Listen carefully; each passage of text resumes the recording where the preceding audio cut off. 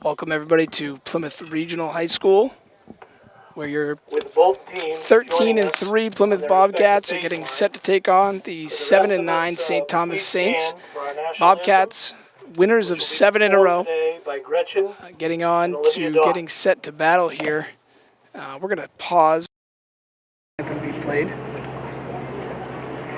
Oh, say, can you see by the dawn's early light what so proudly we hailed at the twilight's last gleaming, whose broad stripes and bright stars through the perilous fight o'er the ramparts we watched were so gallantly streaming, and the rocket's red glare, the bombs bursting in air, gave proof through the night that our flag was still there.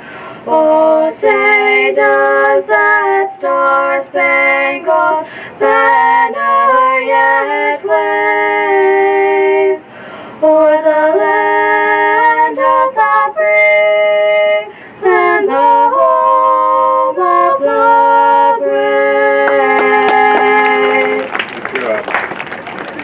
Great job, Bob. Great job. Regional High School. Perfect day for baseball. As I was saying, your 13-3 Bobcats, winners of 7 in a row. Rematch versus St. Thomas. A rematch from a game sometime in May that the Bobcats won 18-0. Bobcats looking to take care of business today in their opening round game. Of course, Bobcats earning themselves the 3 seed in the NHIAA Division II baseball tournament. St. Thomas as the 14 seed coming in at 7-9, losers of 2 straight to end the regular season. We've got a good one on hand. Junior Nick Quayle will take the ball for the Bobcats, coming in after a successful season in which he was named second team All-State. I am Mike Sullivan.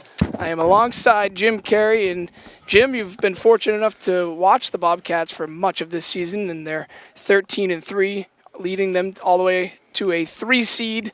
Coming in pretty hot here, winners of 7 in a row. And I know looking at scores, looks like they squeaked out a few early wins. And then the bats have really heated up since. Yeah, I would agree, Mike. It was a very, very good season. This kind of a Groundhog Day. We ended the season last year at St. Thomas in a fantastic baseball game in the first round. And as you know, in coaching, you always think if you have the same or many of the same returning kids, you're definitely gonna be better. As we know, that's not always the case. A lot of things go into it, whether it's a personality here or there, or a player, or just chemistry pieces. But you mentioned it, that this team kind of clawed and scratched out some early victories to this season, and I think those were character building games, and they were 3-2 to begin the season, and they finished at a 13-3 pace and get the bats going, as you say. So yeah, it's been a very enjoyable season as a fan, and as a parent, and as the athletic director to watch these guys play. And as we were saying, Nick Quayle is going to take the ball for the Bobcats today. The lefty earning himself second team All-State. Those coming out yesterday. And having himself a great year. Also batting cleanup, may not be your typical cleanup hitter, looking like his typical cleanup hitter, but having a great season nonetheless. And a slew of other players who we'll mention today throughout the game. And but really, all in all, a great season and a great job by the coaches, and looking to make a little run here in the playoffs. Yeah, and I know that they had thought, I don't know, I was introducing our girls singing Olivia and Gretchen, who just did a fantastic job, but I don't know if you'd mentioned about, I think they were hoping to go with Brickley today, but he was a little under the weather, as is Demas, and all of a sudden you're talking about Quayle, and I was in the parking lot talking to their athletic director who's up for the game, and he said, who you got going, your number one? I said, well, we really have a lot of parity in at the plate, in the field, and then also pitching. I mean, just as comfortable. Obviously, Demas is I guess you'd say more of the number one, but I feel just as confident when I see Owen and Nick out on the mound as well. So yeah, I've enjoyed watching Nick throw this year. He comes right at you. He's not afraid. He's kind of like watching him shoot a 3-ball. He just has no fear. Yeah, that's definitely a lot of pride with Nick when he takes that ball. Same thing in basketball. So it'll be good to watch him go at the St. Thomas lineup. St. Thomas is going to start a freshman today. That's going to be number 9, Derek Grimes, for them. So some youth and some inexperience from them. I'm not sure if he pitched in the last game or not, but again, a game that the Bobcats back in May won 18-0. Yeah, no, I believe this pitcher, and I'm not going to have that lineup like you have with him, but I know that he's the gentleman that had pitched when we beat St. Thomas 18-0. He was not on the bump that night. He had pitched the game prior, and that was against Portsmouth, and pitched to a 4-3 loss against Portsmouth, who obviously has been the class of the division. So he is a freshman. We'll see what happens here, but I know he has an impressive stat line, and he too has no fear, like we just mentioned, Nicholas. So should be an interesting game. So going through the St. Thomas lineup, they will have Will McLean will lead off, play center field. Number 2, Dan Wooster, will play second, bat second. The pitcher, Derek Grimes, in the third spot. Carter LaForce playing left and batting cleanup. Be Ben Coate in right field. Andrew Kavanaugh playing first. Nick Guerin at short. Adam Stewart doing the catching, also a freshman. And Will McGregor also playing third in the 9 spots. So Quayle will start the game on the first pitch here. Will McLean leading him off, and he delivers a strike to get things started. It's always good to get that first one over and get a good comfort zone. I think they're smart by this leadoff batter taking a pitch as well. And second pitch of the game is going to plunk McLean in the right shoulder, and he's going to trot down to first base. See how we respond here. That's just opposite of the first pitch. Not wanting to hit the batter on the second, but we should be see how we do coming back. And so St. Thomas has the leadoff man on. No outs here. The batter is Dan Wooster playing second.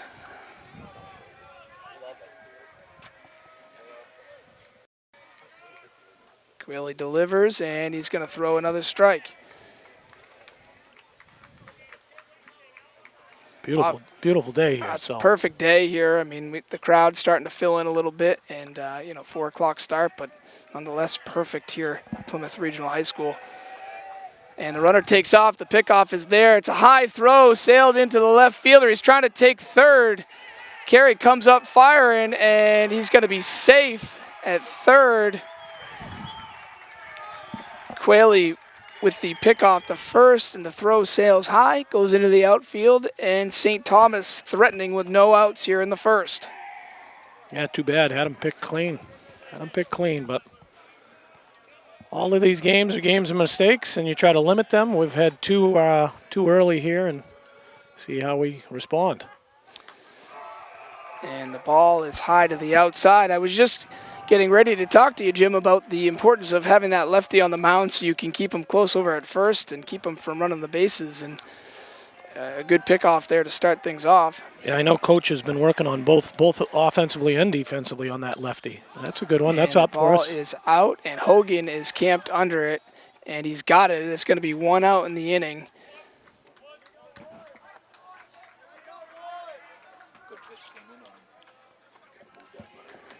Got the infield, Mike. And it looks like they're going to try to cut down on the runs here early. So 3-batter Derek Grimes also doing the pitching.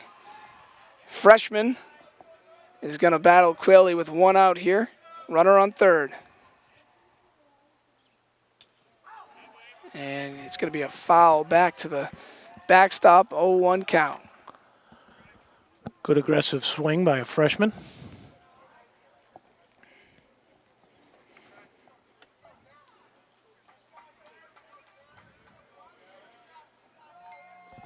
So on 0-1, Quilly digs in and throws an off-speed pitch. Just missed on the outside. 1-1 count. That's good. He fastball down and in to start. Off speed, outside. See where he comes with this one. What do you think? Up and in again?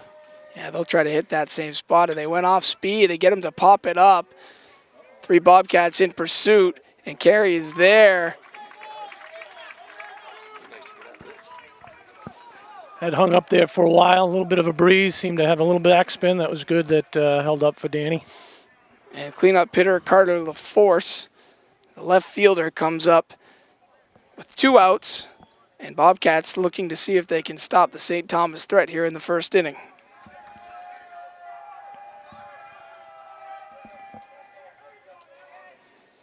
Pitch is high and outside. He's missed in that same spot 3 times today. Yeah, Ben's actually on, I think, the second one that you're talking about. Did a pretty good job of getting to that. It was even more outside and high than that one was. And same spot, high and outside. It's 2-0. Go with 3 umpires in the tournament play, which is unusual. So it's got to be helpful to these guys to have them on the corners. And it's going to be a base hit up the middle. Costa has it. Run will score for St. Thomas, and they take a 1-0 lead in the first inning.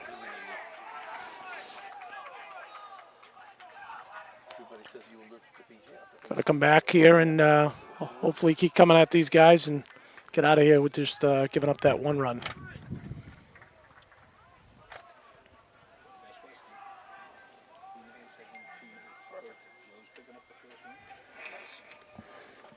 So again, runner on first, 2 outs. Batter is the right fielder, Ben Coate. I have not done baseball yet, Jim. This is a little new to me, so I'm trying to keep the stats and keep everything going. You're doing a great job. I've been sitting here enjoying watching you do it, buddy. And actually, we had, I think it was Colin from the college had done it all spring long, and obviously in the winter, too. You remember him, and he just graduated. Yeah. He did a fantastic job. He's just, and it is the profession that he hopes to go into. So he was a lot of fun to work with, and it was very giving himself to come down to these games. And the runner is off. St. Thomas being very aggressive. Ooh. The pick is clean by Demas, but he's going to be safe in at second. And we're seeing an aggressive St. Thomas team here to start things off. Their second steal of the day. Again, why not? Especially after, I think our players know that it was going to be a different team. They surely know it was. They saw the reports and they're on the social media. They knew that this pitcher was the one that threw against Portsmouth, but why not be aggressive as the low seed? And he's going to ring him up on the strikeout. So just like that, Quilly gets out of the inning, but St. Thomas strikes first. They take a 1-0 lead. Come back for the first inning and the first at bat for the Bobcats. We'll take a quick break. And welcome back. Bobcats getting their first ups, and leading off will be the shortstop, Henry Green. Batting second for Plymouth, the third baseman, Owen Brickley. At first base and batting third will be Michael Hogan. And as we talked about doing the pitching, will be junior Nick Quayle. Dan Carey will be in the 5 spot, playing left field. Doing the catching, the senior, Ben Olmsted. We have Garrett Demas batting 8th, playing second base. Colby Moore will be DHing for Ryan Finkel, who is playing right field today. And the center fielder batting 9th will be Devlin Costa. So a Bobcat lineup that has scored a lot of runs and really picked things up as of late with run totals in their final 5 games of 9, 10, 18, 15, and 15. So a pretty potent lineup here, and the first team All-State member Henry Green coming up to lead off for the Bobcats.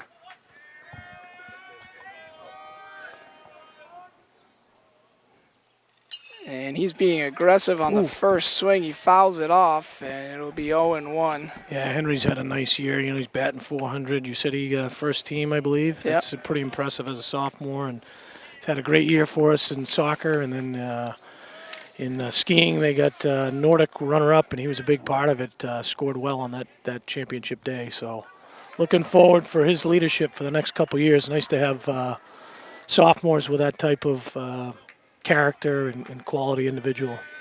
And the strike makes it 0-2. And it's going to be in the dirt. Tries to get him to chase, and he doesn't.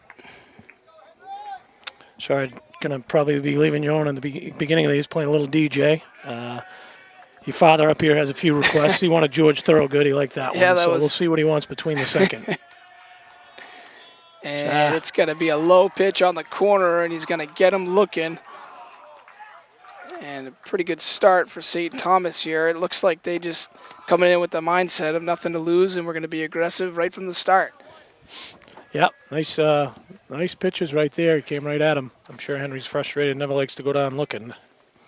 So the third baseman, Owen Brickley, will come up. Starts him off speed, and it's going to be a ball low.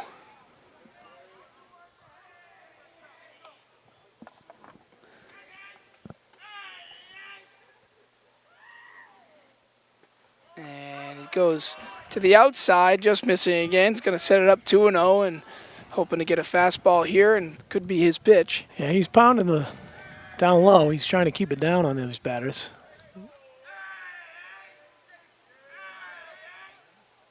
And up the middle, and Brickley's got himself a single. He's going to take a wide turn at first. Well hit. Good contact there. Just what you called, you know. He's good aggressive at bat, smart, laid off those first two and made them come to him and hit that one in the gap. Very nice job by Owen. So Brickley, the first base runner for the Bobcats, and I know the Plymouth has been very aggressive this season, looking to swipe a lot of bases. And the 3-hole will be the first baseman, Mike Hogan. Mike at the honorable mention, all-state player this season. Yeah, he's been a good leader for us as well, and as you know, on the basketball team and soccer field, and definitely I think his passion is baseball, and he's had a nice 4-year career for us. And Jim, the freshman, has started off a few of these batters with first pitch curveballs, trying to keep them off balance. And pickoff is there, but throw was just to the outside, so Brickley's going to be safe. Looked like he was caught leaning a little bit. He was going, and a good throw down low I think would have had him, but as you said, a little bit high and wide on the throw. So Grimes on 1-0, does a jump turn again, and it's going to be safe in at first. Yeah, Owen was probably a half step, 3/4 step closer to the bag that time, so a little bit bigger lead this time. He might come back to him again. He is going, and Brickley is in, but he's off the base, and he's going to be out. Yeah, that's not good. That was tough because he had plenty of time to be in there and was definitely going to be safe. Slid right by the bag, tried to get back in there, but he was probably an arm's length away. And that'll be 2 outs for Hogan.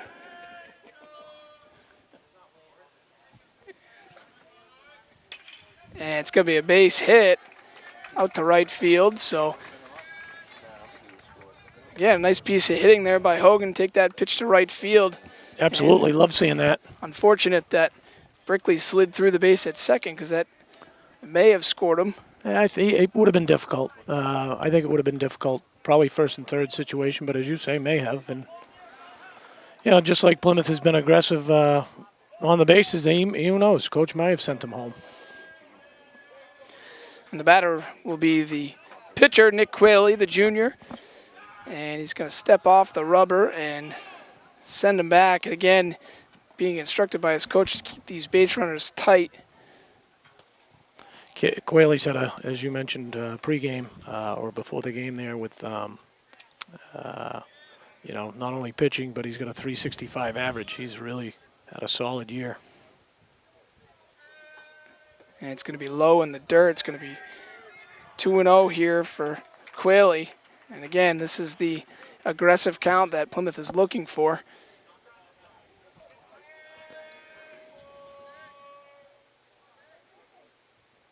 And it's going to be batted out to left field, and hopefully he can get by him. It does. He's going to take third. Hogan is in, so good to see the Bobcat bats going early here. It's going to bring up second and third, and Quayle with the single, maybe an error on the left fielder, and it's going to be second and third with 2 outs here in the first.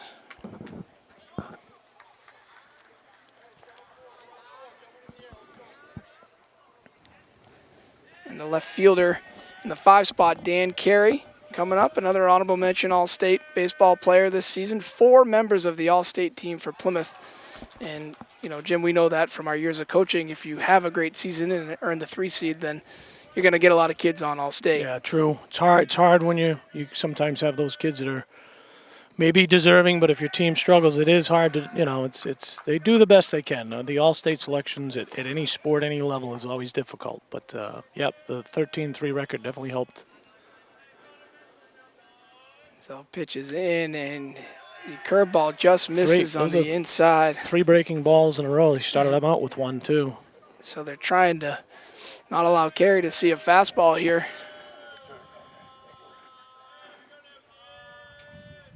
And it's going to be in the dirt, but catcher makes a nice play to keep that in front of him. I think he's a freshman as well, Mike. He is also a freshman, yes. It's a nice stop. Big stop. So freshman to freshman, pitcher and catcher today. Yeah, I'm sure St. Thomas is happy about that for years to come. Yeah, I would imagine. And 3-0 pitch is coming in for Carey again with 2 outs. 3-1.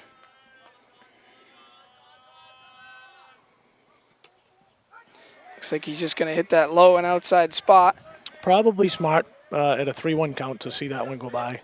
He'll have to protect now, though. Count is full. They go with the breaking ball. Carey fouls it off.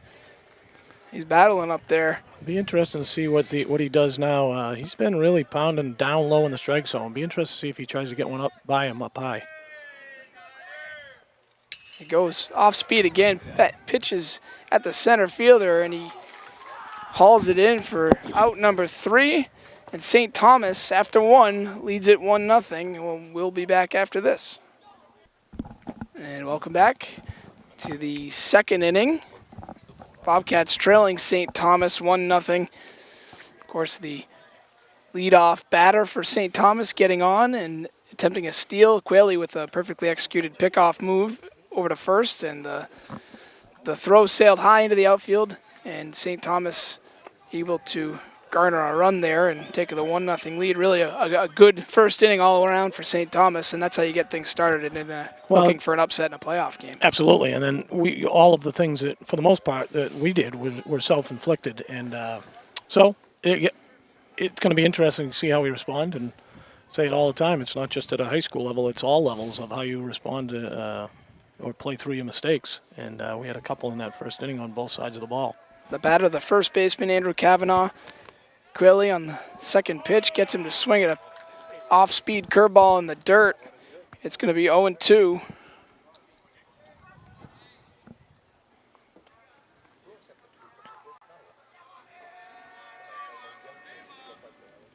The 0-2 pitch is high and outside. Good one to waste there for Quayle. Good one to waste. Down and in. That one was up and away. What do you call here? And Quayle on 1-2. Off speed in the dirt. Olmsted is going to scoop it and throw it down to first for the first out of the inning. Good job by Nicholas on that at bat for sure. He had him off balance the whole at bat. And the shortstop, Nick Guerin, will come up. 1 out here. I think another underclassman for them. I'm not sure freshman or sophomore. Guerin is a sophomore. And the first pitch is a low fastball, swung and missed by Guerin. And Quayle getting ahead in the count this inning. Playing pretty deep up the middle. See, they're starting to creep in now. That's good.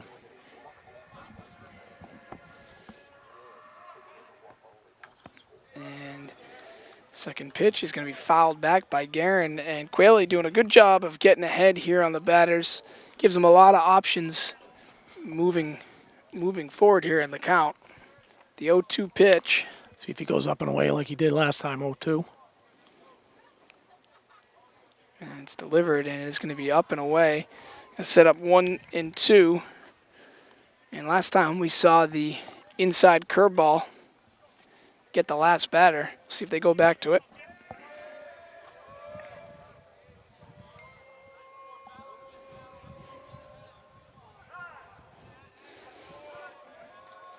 This is a really nice spot to do the game. Don't you agree, Mike? Oh, yeah, this is pretty much all the facilities here.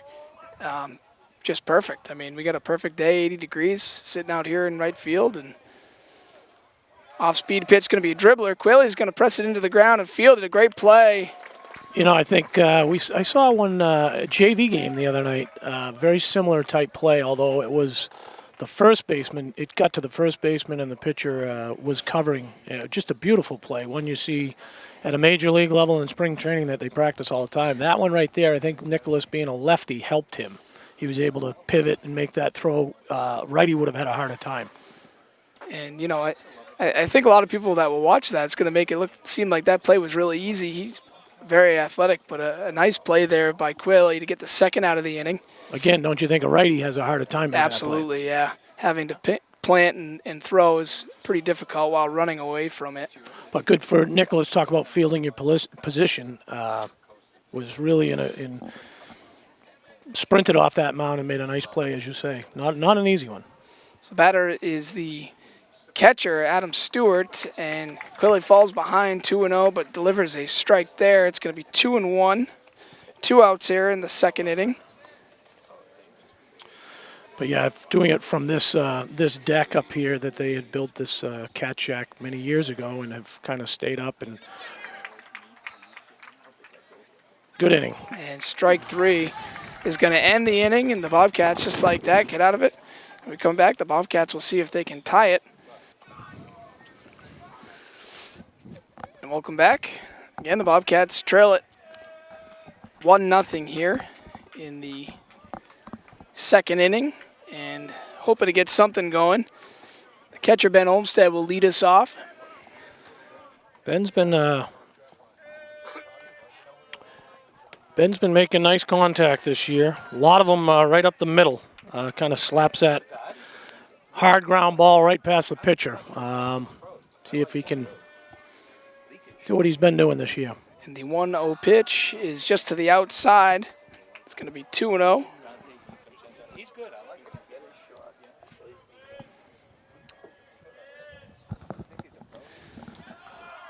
And it's going to be 3-0 way ahead now. The pitch in the dirt. I think you'll see him take one here, Mike. Pretty sure. I'm not quite sure. I'm not quite sure, but you said, why are we taking full? And it will be right down the middle. It'll be 3-1. Take sign all the way there for Olmsted. Same thing right here. Pretty much this one needs to be piped if he's going to swing at it. It's going to be his pitch. And the 3-1 pitch is going to be high and outside. And they're going to get the leadoff runner here in the bottom of the second. So good start to the second. See what Garrett can do for us. Demas coming up. Batted, I think, .330 on the season. Really, and he had an unlucky, tough start to the season. So to get it up to .330 has been good. So he's been hot in the latter part of the season. So with no outs here, Olmsted on first. And Demas up.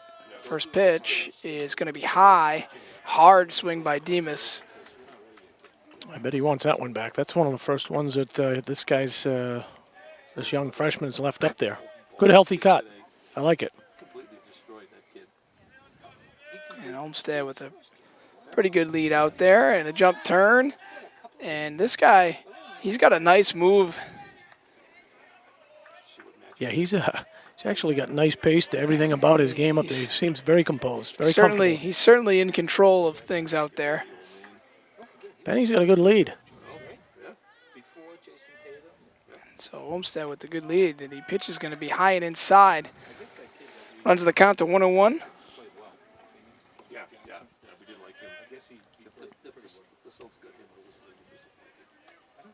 Again, Olmsted, the base runner at first. The 1-1 pitch. Back.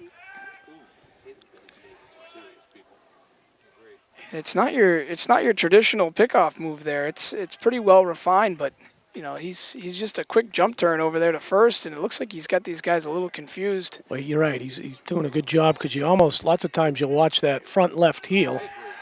Oh, you hit him. Good job. And the curveball is going to hit him on the arm and give him first base. Lots of times, I believe, from the old days, again, old days, but you know, if you would watch that left leg and that heel come up and you were gone, and now that's tough with this kid to get that read because he's jumping back and that left heel's staying down a little longer, so it's catching us off guard a bit. And that certainly is a practice move. I mean, there's nothing easy about that to just pick up. So Bobcats here with runners on first and second, and Moore will be the batter. In the designated hitter all season long. Colby had some pop to his bat. He had a beautiful home run I was at earlier this year. He can put a charge in one. And it's going to run the count to 1-1. We got no outs here. Olmsted on second, Demas at first after the hit by pitch. So I wonder if Coach will play a little small ball. Tough to do with Colby. He likes to swing away, but make them make some plays too. And he's come inside here the last few pitches. I know Coach has been doing a lot of bunting practices, spending a lot of time on a lot of the skills, but bunting one of it. And the low pitch in the dirt. 3-1, right? 3-1. And of course, Colby hoping to see a good pitch here. Demas has got to be a little careful. He's got an aggressive lead. I know the guy's in front of him, so he's going to be paying attention to that. And the fastball down the middle is missed by Moore. It's going to run the count full. Again, not a bad cut. It was seemed to be that was a one right down the middle. I like the aggressiveness by Colby. That was a strike. And the low pitch in the dirt, and good job by Moore to lay off that. It's going to load the bases for Costa, the center fielder. Looking at this is a new coach for St. Thomas, so a little bit of a younger gentleman. They say he's a good baseball guy. Following kind of I'm not an older coach. I'm not close enough down there to say a legend, but a well-liked coach. So this guy's had a tough act to follow, but good on his part, taking a walk to the mound to try to settle his freshman pitcher. That I know that the pitcher and I think the coach both thought that was a strike. He's not getting that low one at the knees so far, and that's been what he's been trying to go after. So smart by this coach to take this a little glance over to the home plate umpire. No words, but good by him. And so Devlin Costa, real speed here in the 9-hole, and almost like a leadoff hitter. I know in the past of his career he actually has hit leadoff for the Bobcats, and he's going to come up with the bases loaded and no outs. I just definitely, no doubt. It's again, this Plymouth team has a lot of kids that can play a lot of different positions, and Devlin surely would be a leadoff on many teams. He's struggled a little bit this year, average-wise. I love his game. I mean, you know him well. I love watching this kid play soccer. I didn't really get to see him play basketball youth years. I wish he would have done it for us. Tried to talk to him, but boy, I love watching him play his sports. The 0-2 pitch is going to be fouled back, and the first baseman's going to be out of play. So a good job again after the timeout there, and just to settle the pitcher down. And he comes out, gets ahead 0-2. And Costa does a nice job of fighting that one off. I'll tell you right now, I can't see from here. I'd choke up on the bat and put this ball in play, and Devlin can beat it out no matter who it's hit to. I guarantee you that. The 0-2 pitch, the off speed right on the inside corner. Costa goes down for the first out of the inning. Yeah, we've had two go down. Looking now, as you said, last pitch he did a good job falling off. You got to protect that. Whether it's a strike or not, it's surely close enough that you got to be swinging. I think you said it'd be great to try to put it in play, but with one out here and bases loaded, the leadoff hitter, Henry Green, coming up in a big spot here for Plymouth. And the first pitch is going to be fouled back. Again, Bobcats, aggressive by nature. I know Coach Boyle, Coach Cronin, both preaching that all season long. They want them to jump on that first pitch. And, if it's down the middle, oftentimes that might be the best one you see. So Yeah, I agree. I'm okay with kids jumping on that first pitch, but maybe that's why this kid has come back with, that's why he started probably at least 3 to 5 batters with an off-speed pitch. But I'm still okay with the kids with that aggressive approach, especially this kid's around the plate. It's not like it's not like they're swinging at crazy stuff up at their eyes. So the 0-2 pitch with 1 out, bases loaded. Delivery to Green from the windup. In the dirt, and looks like Green held back, and they're going to check it. Yeah, again, we're in right field, but it definitely did not seem like he went. Yeah, certainly difficult to see from up here, but 1-2 pitch. The middle, and Green is going to nearly bring 2 guys in there, right down the third baseline, and just foul.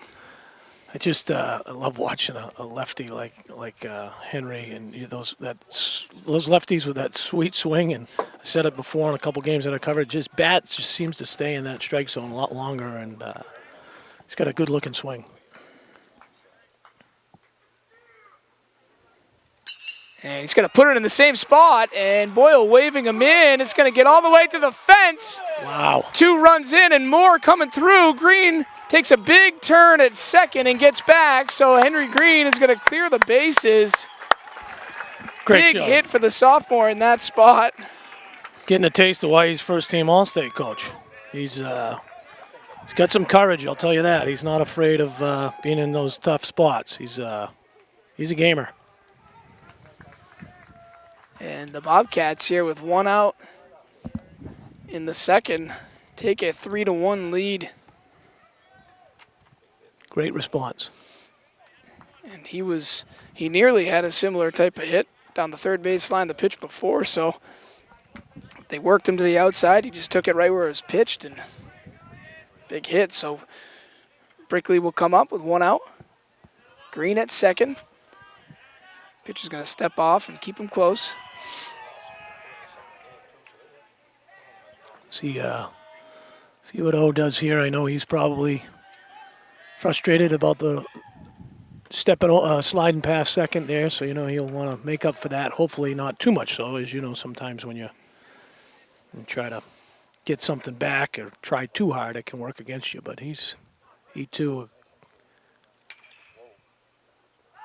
tough competitor in 3 sports. Again, people probably on TV are tired of me saying this, but we just had our senior awards the other night, and so many of these kids we keep talking about either 2 or 3 seasons that they're playing in.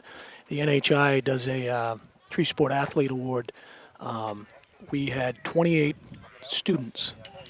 Let you call this one. It's going to be drop in there. Drop into center. Smart by Henry. Yeah. Very, very smart. Tough read there here at second to know if that ball was going to drop or not. But Brickley did a nice piece of hitting there. I think he was thinking off speed, and it's a fastball low, and he kind of just reached for it but plopped it out right to center. And Bobcats keep this rolling a little bit here with 1 out in the second. Yeah, just like we were made a couple mistakes in the first. Now it's going our way and making some good choices. Like I say, Henry, that's not an easy read at all, and smart read, just a smart baseball play. So Hogan coming up 1 for 1 on the day. It was a single That's to right true. field. He's going to bat that one to There goes right, Henry. and Henry is getting waved through. He paused up at third. He's going to be safe. Pitch comes through, goes to the backstop. He sends him, and Brickley is safe at home. Very nice. Very, very, very nice.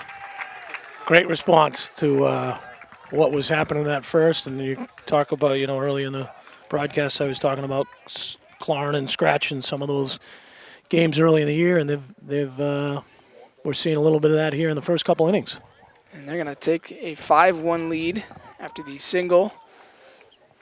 Be interesting to see what the St. Thomas coach does. Clearly, you know, this is their best pitcher and seems to be their most keeps them most competitive. But he is a freshman. I don't know how long you stay with him if you're going to ride him. You know, a long time, or what do we have? Do we have one out here? Or are there no One outs? out here. Yeah. So I'm sure he's going to stay with him here through this inning, but be interesting what they do if he continues to struggle a little bit here. So Quayle is going to foul that one off. But as I started to say, we had our senior awards the other night. NHIAA recognizes 3-sport athletes, kids that play 3 sports, doesn't matter what level, what sports they are, but they play 3 sports throughout their whole career. We had 28 kids. There was only one other school that it was even close to us with 24, and that's a very large Portsmouth school. And that's a fly ball. The second baseman's going to handle that. It's going to be 2 outs in the inning.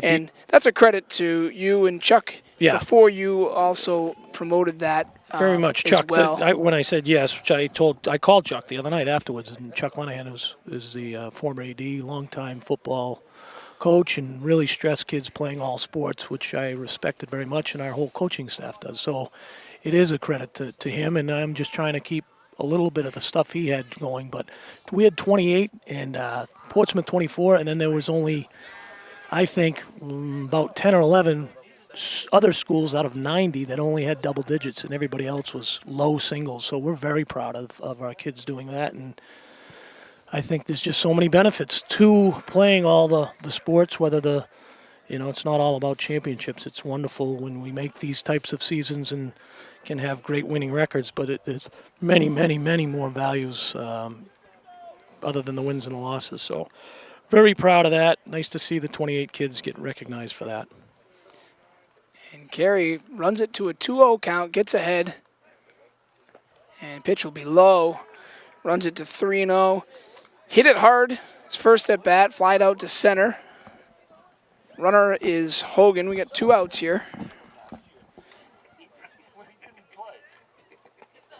And it's going to be a low strike in there. Good coaching, Coach Boyle. As you mentioned, aggressive, but not stupid. 3-0, you're definitely taking. And that pitch looks like it's going to be just on the outside corner. Didn't like it, stayed off of that one. Going to run the count full. And it's going to be in the dirt, but the catcher again does a great job of keeping that ball in front. So Carey is going to walk and get the first, and we are back to the catcher Olmstead. So the Bobcats have batted around here in the second, scoring 5 runs and taking a 5-1 lead. Be interesting to see here how aggressive he gets. I don't know. I don't know the game well enough to say you could try something, put guys in motion, but with 2 outs and a guy in scoring position with a 5-1 lead, I don't know if you do it. Again, not saying one way or the other. Some coaches are aggressive and will try to, keep it rolling, keep the foot on the gas, as they say. But I think, what do you think? With a runner in scoring position, stay pat? Yeah, I mean, I think, with Ben up and senior, maybe let him hit and see if you can score him from there, keep it rolling. But, I think Coach Boyle is going to also look at this count and kind of go from there. Sitting 1-1. It looks like Grimes is a little frustrated and kind of delivering some strikes. The ground ball is going to go to second. Second baseman's going to eat it up. And that'll end the inning, but the Bobcats bat around here in the second. They take a 5-1 lead. When we come back, we'll bring you the third. Quayle dealing here. No, people like it. Oh, yeah. Well, it's nice. Gives you a little break. I told Bob the entertainment would be stellar. I thought there was live music. That's why he came. Some nights where they're a little less crowded, we have dancing too. Those are the big fundraisers. Every so often you hit those special places where a band shows up. I heard the Pearl Jam was coming. They just play off the cuff. Hey, you guys want to do some music? Hey, Jared. Hey, guys. Hey. Sleeping? Hi, guys. Wyatt. Hi, Henry. Hey, doggies. It's up 1-0. That's your other dog. Yep. Wow, he looks a lot like his brother. Hank out. I gotta do 8 pounds of meatballs tonight. What time am I gonna be up to? Pounds. Oh, for the weekend? I'm thinking about 4 pounds of beef and 4 pounds of veal. Yeah. That'll be like So 2-2 after 3. Are they Kennett and Milford, right? Kennett. yeah, we have the winner. Kennett's the 6. Kennett was the 6 seed. It's a great spot to come out of where they are. Yeah. 3 seed. Not so much with the breakup of the game. What Yeah. it's gonna be. They're gonna buy and then the breakup of games. Yeah. And then won't pitch every game. Welcome back. Again, like we were saying, the Bobcats bat around in the second, and they take a 5-1 lead. A little update from the NHIAA game first round. Kennett and Milford, the winner of this game, will take on the winner of that game. We have a 2-2 tie in the third, and Kennett earning themselves the 6th seed. Bobcats beating them twice this season, and No, did they get them twice? I thought we had lost. I think we lost to them early, so. you are right. They lost 6-3, so split with them on the season. My apologies. Kennett's, they've had a good turnaround in their sports season. They've gotten better in a lot of their sports up there, and yeah, I wasn't shocked when they beat us that first game. I was really pleased that we came back, turned around, and put it to them a little bit and beat them the next time 9-5. And actually, it was a little bit wasn't even quite as close as that. We gave up some late runs. So again, after a tough loss, instead of just licking their wounds, they came right back at them and got them the second time. So Quayle started him off with a strike. He since has thrown him 2 balls. The count is 2-1. The batter, number 9 hitter, third baseman Will McGregor. And he hits it hard to left field. It's going to be a single as Carey is there, gets it in, and nice piece of hitting out of the 9 spot.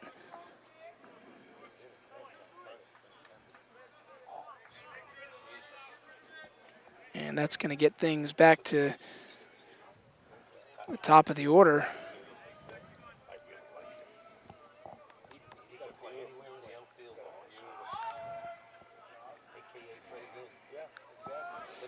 Batter Will McLean was hit by a pitch to lead the game off.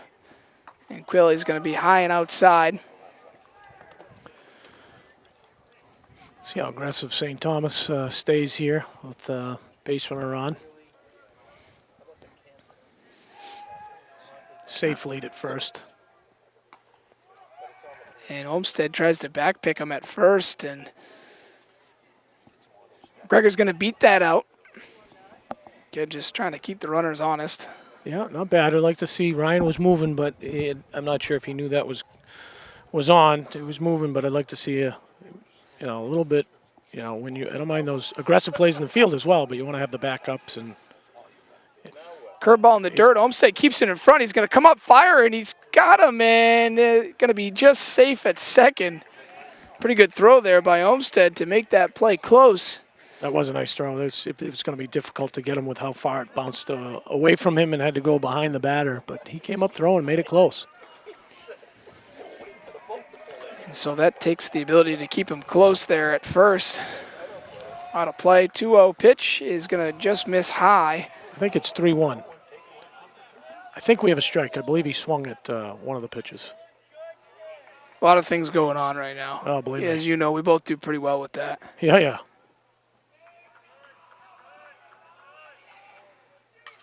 Pitch is going to be hit hard just by the third baseman into left field.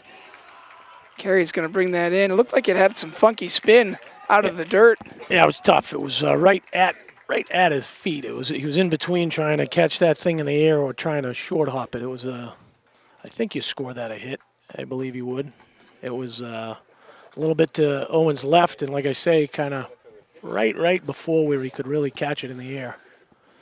So with no outs here in the third inning, the Saints are threatening a little bit here. Runners on first and third, no outs. Be interesting to see if you try a little pickoff play here with a lefty especially. Batter is the second baseman, Dan Wooster. Saw him make 2 nice plays there in the field last inning. Nothing going on either side there. Both coaches seeing what the other was going to do. I would think this, you'd see the guy on first move in motion here. And the runner takes off. Olmsted just going to hang on to it.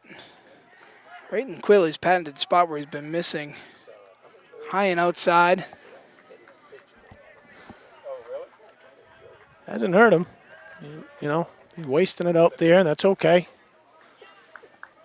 Probably wants to bring it, a little closer where they might bite at it.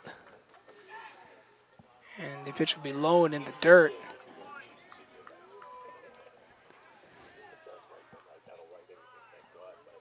And Coach Boyle going to come out to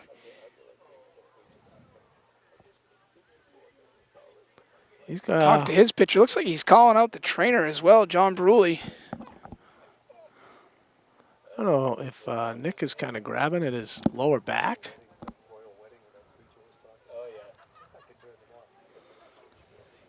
See what he's.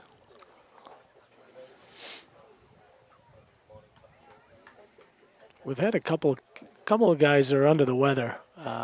Owen and Garrett, the other 2 guys that would be pitching, but this is definitely not. Looks like it's got something with his arms or his forearm, wrist. John's doing some. It could be shoulder, but I wasn't sure if it was his back. It looks like he's grabbing his right shoulder, so I guess that would affect you, especially So it looks like they're going to allow. on your follow through. St. Thomas is going to come in and grab some water. I'm sure the runner's on base. I don't know if we want to break here, Mike. What Yeah, you want to do? we'll take a quick break and come back for after the injury timeout here at Quilley. So after the meeting at the mound between Coach Boyle, Mr. Bruley, and Nick, they decide they're going to make a change and go with the third baseman, Owen Brickley. So Hogan will slide over to third, and Quilley will stay in the game and remain at first base. So he's going to try to fight his way through things. And so Brickley is going to deliver the first pitch for a strike. Like I said, Owen was slated to start today, but he really got whacked with the flu yesterday, and was pretty ill and toughed it out. Got some rest yesterday. And he's going to hit it hard to center. Costa is there. Makes an athletic play to field that one in, but run will score. That makes it 5-2 Bobcats. Well done by the batter, getting that guy in from third, and Devlin almost overran that. You don't see that much, but I don't think even if he had curled around that thing, he was going to throw that kid out at home. So it was get the out and the smart play and keep the guy at second. So the pitcher, Derek Grimes, is up out of the 3-hole, flied out to left field to carry his first at bat. 0-1 on the day. First pitch is going to be high and inside. Run the count to 1-0. But yeah, so Owen showed up today, full day of school, was getting fluids in all day, and it looks pretty good right there on the first couple pitches. Doesn't look like he's lost anything on the fastball. Yeah, and Owen's a gamer. He's going to show up and give us what he has, and he's always done that. So yeah, that's for certain. Won't give you anything less than that ever. And the pitch is going to be fouled off. He looks good right now. It's just the stamina piece after being ill like that with the flu. It will be the question mark, and I know Coach Cronin and Coach Boyle will keep an eye on that. Defensively, I actually like this lineup. I like us defensively in this setup. That's Mike's, I think. Well, And it's Coach Cronin making the visit out to the mound. I wonder what that's about. But Mike's as I keep saying, a lot of these kids can play a lot of different positions, but I think Mike is more comfortable at third than he is at first. I think Nicholas is more comfortable at first than he is, obviously he's fine pitching, but that's where he's at in the field. So, but you can flip-flop Demas, you can flip-flop Hogan, you can flip-flop, Owen when he's there, so they got a lot of good. They got a lot of good options. So the count's at 1-1 after Coach Cronin just to talk things over with Ben and Owen. Probably just make sure they don't make a mistake here. And he's going to miss high. Looked like a curveball that didn't break.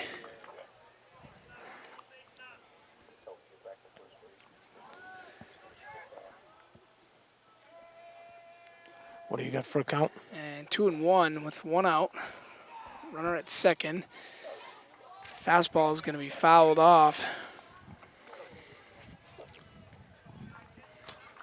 Oleg's coming at you, coming right at you as well. He's not afraid to rear back and bring that fastball. I would think this freshman lefty is up to that challenge too. He's got pretty good hands, pretty quick hands. 2-2 pitch is going to be high and outside. Going to run the count full. Yeah, it looks like two curveballs there that he's not getting on top of.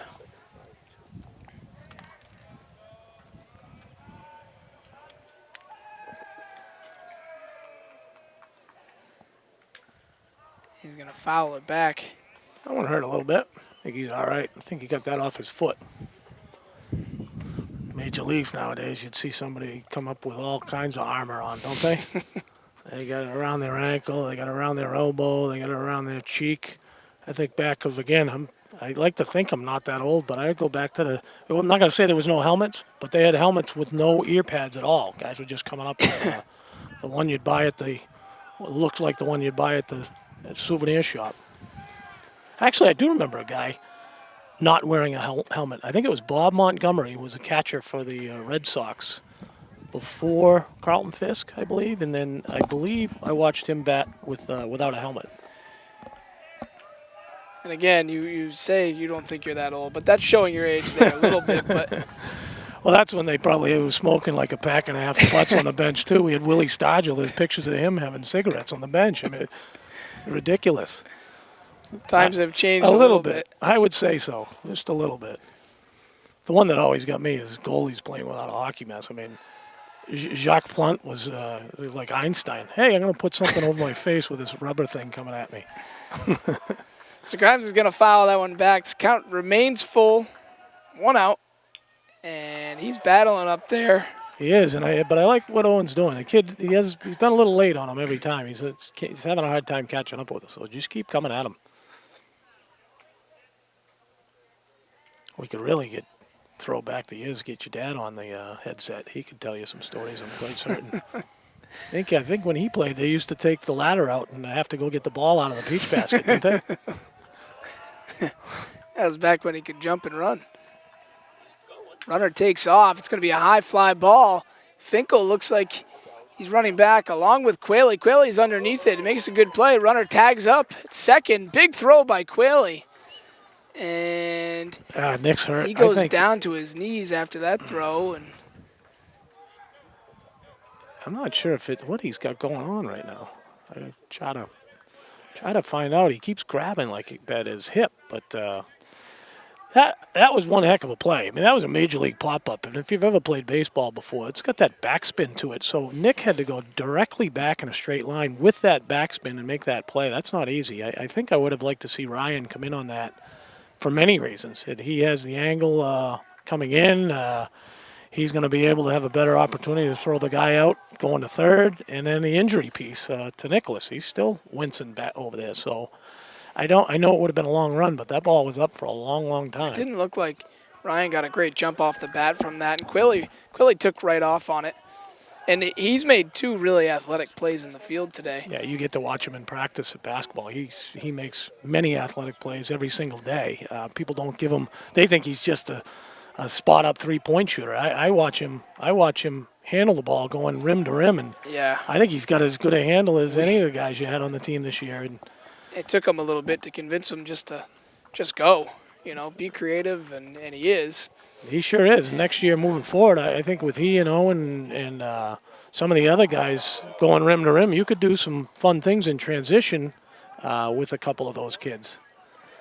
He doesn't, a lot of people just want to lock you in a spot. He's a good three-point shooter, but he can help you in different ways with that athleticism.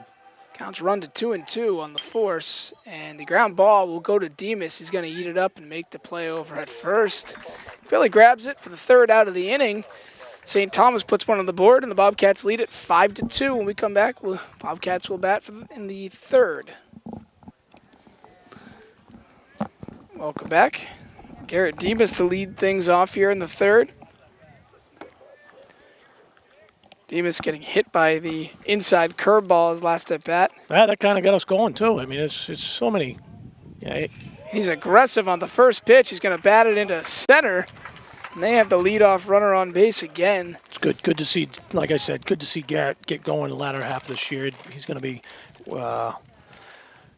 when we make a run at this, he'll be a big part of it. So to get on base twice, and he too has been a little sick the last couple of days. I always find sometimes with a little bit of an injury, a little bit of an illness, sometimes you perform better. Yeah, a little adversity, focus a little little bit more. focus. Yeah, I think so. How often do you see that,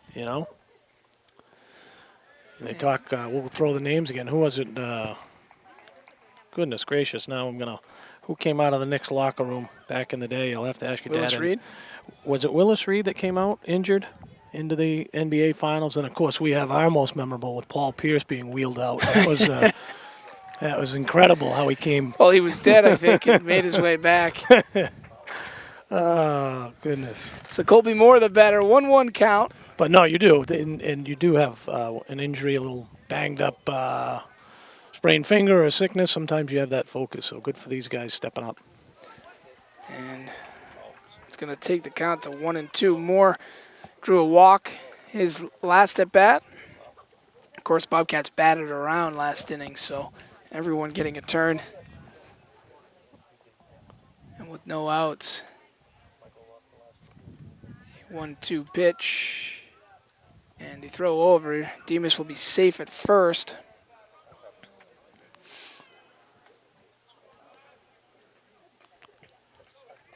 That was a long inning, a long half inning. We had the injury to Quilly, too, so Brickley having to warm up. There you And go. the That's inside fastball by Moore is gone. Oh, yeah. And Moore with the shot to left field. I just really liked, even his first at bat. You and I have seen Colby. He's plays with passion in everything that he does, and he was aggressive, good aggressiveness at both of those at bats. And like I said, at his first one, he can put a charge in it, and he did. That's a home run out of the 8th spot for the Bobcats. And like we were saying, with the bats going like this, really everybody can hurt you. And, you got 7-8 coming up, 7-8-9 in an inning, and it's, against really good baseball teams, you can't take any time off. And no. Again, this kid's he's pitched a nice game. He really has. As a freshman, he's battling. He's got battling. I'm He's very got control. He's not all over the place. He's making our guys work for it. But as you know, depth at a high school level, any level, but when you have depth and 1 through 9 can put it in play, it's hard. Can't really pitch around anybody. Right. You got Demas and you got Colby right there, both kids with power. That's tough. And so the number 9 hitter, Costa, will come up, and got him. It's going to hit him on the inside. And Costa's going to take first, and the coach will come out for St. Thomas. Probably came out because he saw Costas would have just kept running all the way around the base. It would be like the Tasmanian devil. We wouldn't stop once he gets there. He likes to be in motion, that's for certain. Any of you that haven't seen Devlin play some soccer ought to come out next fall and watch him out on the pitch, as they say. He's got some real speed. He's got some speed and skill on that in all his sports, but in soccer he's fun to watch with in constant motion for 80 minutes. Probably take a break. Well, no, don't take a break yet. We don't know if he's. This was what I said right an inning ago. At what point do you take the ball from this kid, pat him on the back, and say, heck of a job as a freshman, or do you say, you know what? And it seems like he's got the confidence. Just not that I've had a chance to talk to him, but talking to their athletic director, looking at his body language, I'm sure he's fine staying right out there. Yeah, they're going to stay with him, and I agree with you. I think he's bringing it and battling. I mean, he's made a couple I wouldn't even call them mistakes. I think he's just coming to a good team, and they're hitting strikes. I mean, he's thrown strikes on the day. And again, it seemed like he was trying to go low in the strike zone early. Maybe didn't get some, and I'm not questioning whether they were that way or not. And he didn't seem to, give an attitude towards the umpire, but he had to come up in the strike zone a little more maybe than what he would have liked to. And those aren't mistakes. So with Costa on first, slim lead there. He's going on the first pitch, and he's in there. And no surprise, doesn't need much of a lead over there at first with that speed. Kind of showing my age again with Tasmanian Devil reference, huh? On the Looney Tunes. Well, that one I do know. Well, I'm sure you spent many a Saturday morning. Yeah. And you're probably doing that. You're going to be doing that more often now. Yeah, with your I've son. already started a little bit. Yeah, with Nolan, you'll be sitting right on that couch and watching Bugs Bunny reruns. I have learned that the old school cartoons are better than the new ones. Oh, my goodness. Classics. Those are great. You're lucky. Not that, listen, I love having a daughter, but I could only watch Mary Poppins.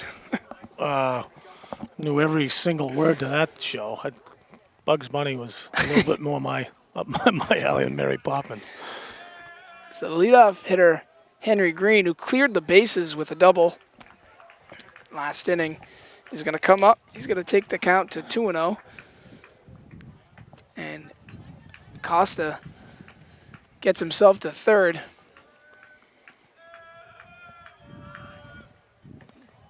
I coached baseball at Linwood many moons ago, and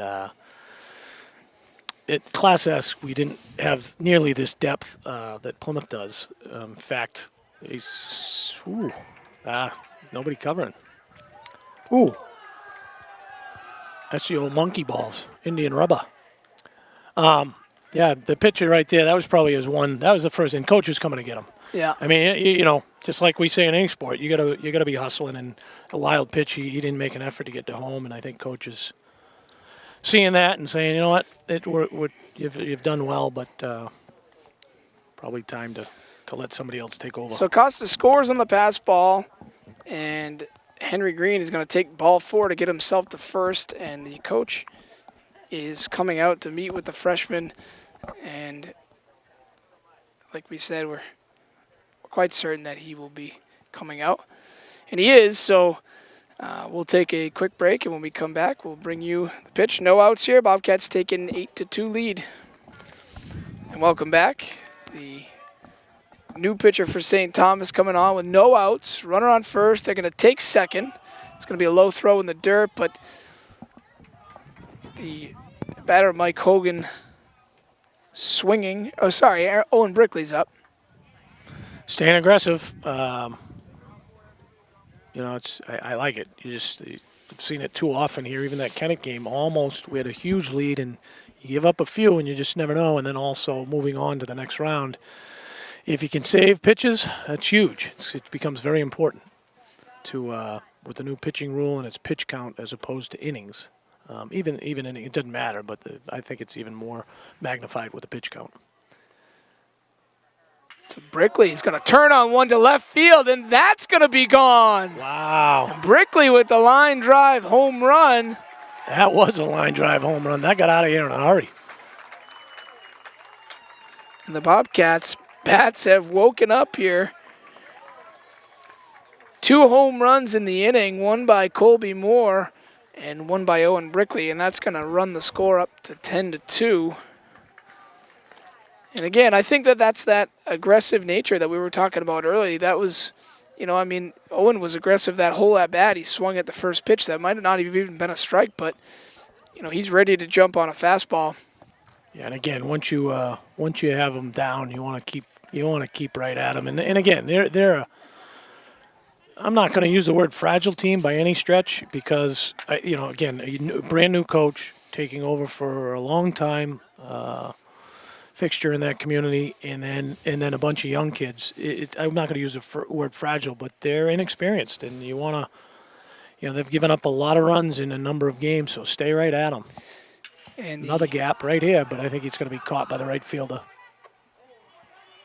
The pitcher is Junior Jacquelinas, and Hogan's going to fly out to right field for the first out of the inning. Good jump by the right fielder here in front of us. I don't know if that's Ben Coate. I think it is. Not Ben Coates, okay? It's not the tight tight end end. from the New England Patriots. I was told I have to stop making cartoon references, so we'll try to.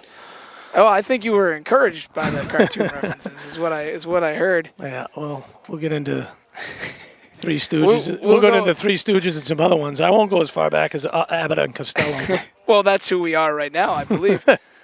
Quilly, good to see him still in the game, battling through a little injury. And, we talked about it before with the sickness and now an injury to Quilly. It's good to see these guys battling through some things. And Absolutely. Well, you and I don't know yet what Nick's is, and we don't want to. We'll watch his swing a little bit. But, you don't want to see a kid doing anything that's going to staying in there and doing any harm. He's moving down the baseline really well. So we'll find out from John Bruley, who does an incredible job. He's right over there on the third baseline, came right out and talked to Nicholas. So I'm very comfortable with Coach Boyle's decision and Nick's decision to stay in the game.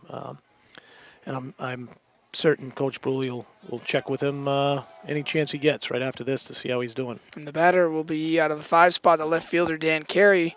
0-1 on the day, drawing a walk his last at bat. And he's going to take ball 1 in the dirt. They've thrown Dan a lot of off speeds first pitch. I don't know if, trying to, you don't know how much scouting they've done. Well, we've played one, so they got at least that background. A lot of these coaches, as you know, they'll call each other and find out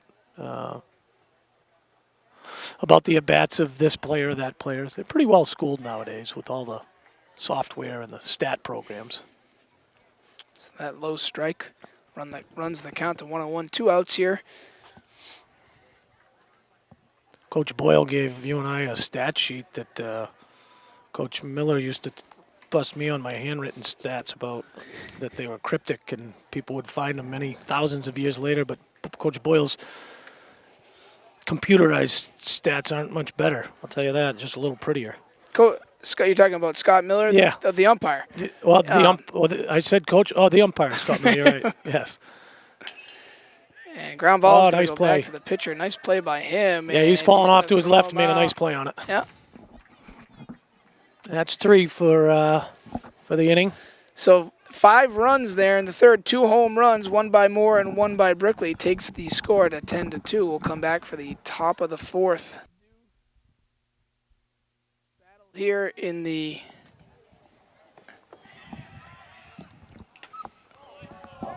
bottom of the 4th inning, and the fastball is going to go right off of Olmsted for strike 1. The batter is not the tight end. It is the He right could be. fielder, Ben Coate. He actually probably is for St. Thomas. He looks pretty rugged, I'll tell you that. There's again that Ryan Brown, their AD, that is also the football coach. I'll have to ask him. I was just thinking about that, Sully, is that we've actually had Ryan is a really nice gentleman, kind of a younger, well, again, not younger, but he is younger. I'm not, but a newer AD. I'm 4 years. I think Ryan's right around the same time. So we've gotten pretty close, but he's taken over that football program in his first year here, and he did a good job. We saw them in the playoffs. We saw them in tennis. We saw them last year in baseball, and again this year in baseball. So, even though proximity-wise we're not close, we've and I'm not going to say we're rivals right now, but we've developed decent little some games, the gamesmanship, not gamesmanship, that's not a good word, but had some nice playoff games against these guys, which is good. It's healthy to see different people throughout the state. And I'm watching some of these kids. In fact, I think Ben and their batter Ben and our catcher Ben were checking on each other. I think Coates was seeing how Ben Olmsted was doing after getting dinged up. The 1-2 pitch is going to be high. Runs the count to 2-2. No outs here. Brickley trying to cut down on the first batter of this inning. It's funny, we're now into the shadows there, although it's a little bit like Fenway. I was going to talk about it earlier. Nice pitch. And he's going to ring him up on the outside corner. Great spot. Looking for the Great first spot. out of the inning. Pounded that down and away. That was beautiful. But you got those shadows that had started to creep in a little bit. It's settling there down behind the first baseline, and right now it's full shade from the mound to the plate, but it's like it's almost halfway east and west a little a little late. It can make it a little tougher. It's starting in the shade, going into the sun, and then back into the shade makes it a little tough for these batters. And Kavanaugh, the first baseman, is the batter here. Brickley firing. Looks like he's coming alive here this inning from on the mound. Again, tough when you come in mid-inning and you're not really expecting to come in. Right. Yeah, when you've been a starter, I think the whole year, probably has only come in relief, if any, a couple times. I like the fact that when they're running these counts to 0-2, both sides are, they're not wasting anything down the middle. They're not giving him anything good to see. He's going to go off speed and ring up his second guy of the inning looking. Yeah, he's starting to settle in. Mom must have packed some chicken noodle soup there with his illness. He's really, like you said, settling into this second inning that he's come in. We did get an update from Kennett. They lead at 4-2 in the fifth inning over Milford. Again, the winner of this game will go on to play the winner of that game on Saturday at 4 o'clock. Brickley starts him off with another strike, third batter in a row. He started the guy off, first pitch strike. Yeah, we've had a number of playoff games in the last few days, and we have another opening round game tomorrow. Our boys lacrosse team will be hosting Trinity at 5 p.m.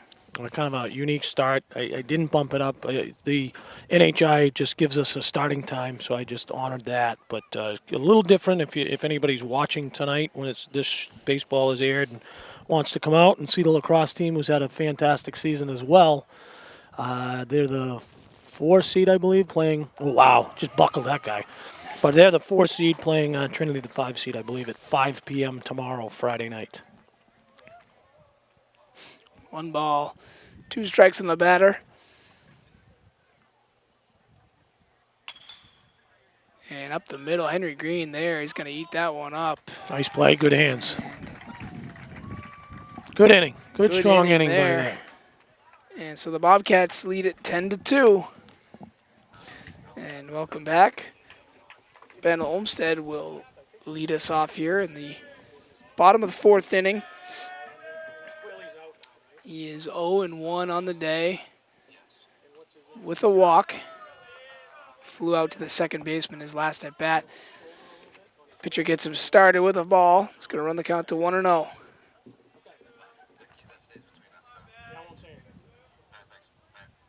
He's going to turn on one. He's going to bat it to left center and take a big turn. Yeah, Ben, as I stated before, he's really done well this year, getting that bat on the ball, and a lot of line drives, a lot of well-hit balls up the middle and in the gaps. That's where he's usually throwing his bat out, and just having a great year. So good way to start us off. So Demas will be the batter here for Plymouth. Olmsted, the base runner.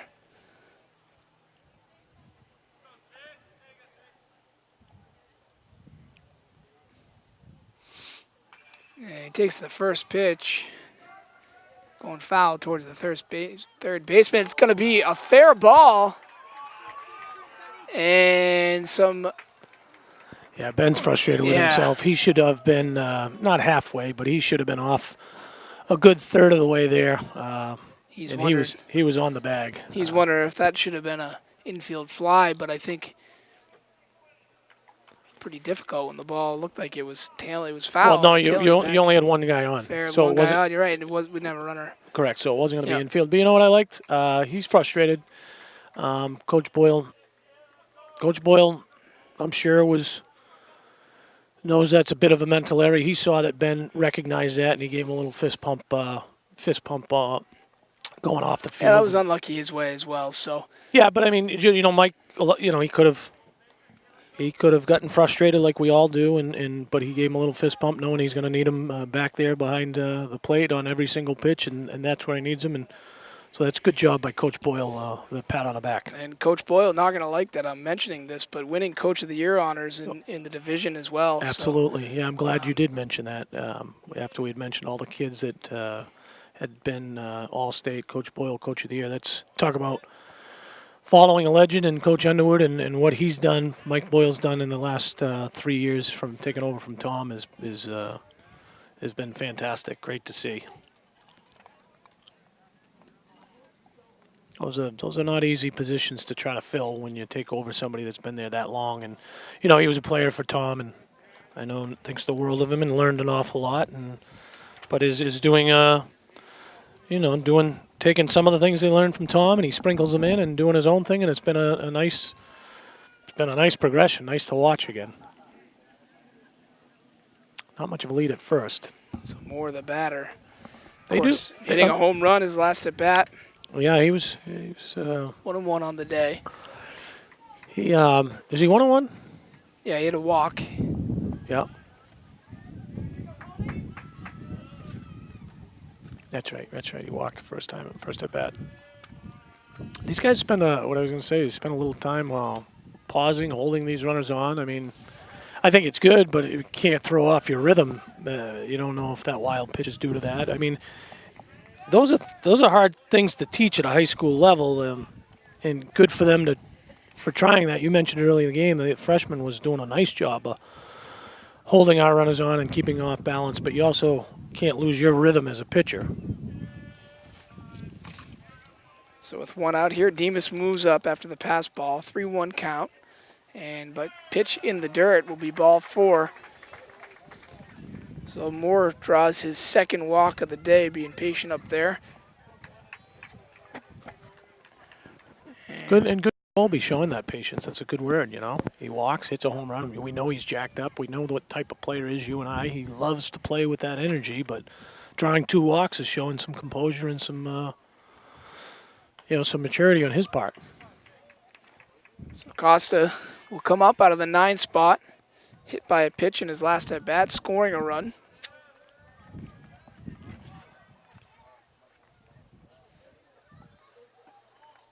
That pitch inside, dropped by the catcher, but recovers it quickly.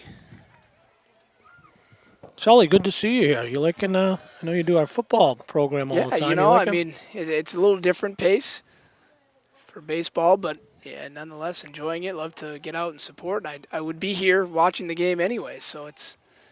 Yeah, I'm the same way. I love when they ask to do the games. It's fun. You know, it's I just every broadcast I just talk about what Pemmy Baker TV has done for us in the last few years and putting it on TV for so many of the community members to catch it, and all we get is just great response from people. Are appreciative that they either they can't get out to the game and they love watching it, or the parents that are here live and get to go home and kind of watch it as they're falling asleep at night. Sometimes, you know, it's fun to watch, and it's great for the kids and great for the school.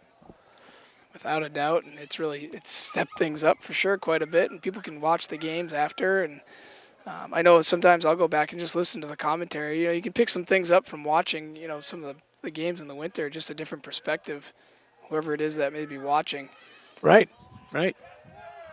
And that pitch is just going to miss. It's going to run the count to 3-1 on Costa. And, you know, obviously this is the first time I've had a chance to see these guys play this year. Very close with Coach Boyle and Coach Cronin, so I know how every game goes, and we talk on after every game, but very impressed today, and you know, like we said, the Bobcats are pretty aggressive, and I know that that's the way they both coach and the way they want things to be done, and nice to see them swinging the bats well. Absolutely, and again, I view it as controlled aggression. And in this game of baseball, I love how you're using the word aggression. People just think whether it's football or a style of basketball, lacrosse, but baseball has its own way to be aggressive, and it isn't just on the base paths.